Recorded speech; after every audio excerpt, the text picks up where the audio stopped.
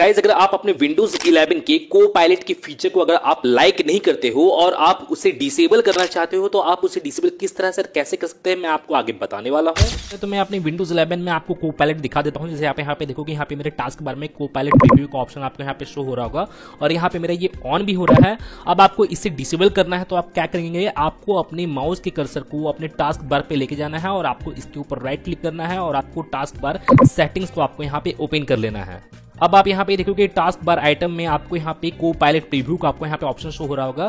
तो आपको करना क्या है कि आपको इसे टर्न ऑफ कर देना है, माने ये आपका डिसेबल हो गया है। और टर्न ऑफ करने के बाद यहाँ पे आपको को पायलट का आपको यहाँ पे ऑप्शन माने ऐप जो है वो यहाँ पे शो नहीं होगा आपके टास्क बार में। तो गाइज मैं फिर मिलता हूँ नेक्स्ट वीडियो में। Till then and bye. और एक बात और, सब्सक्राइब बटन पे 2-3 फैट लगा दीजिएगा जिससे सब्सक्राइब हो जाए और घंटी वंटी गिर जाए।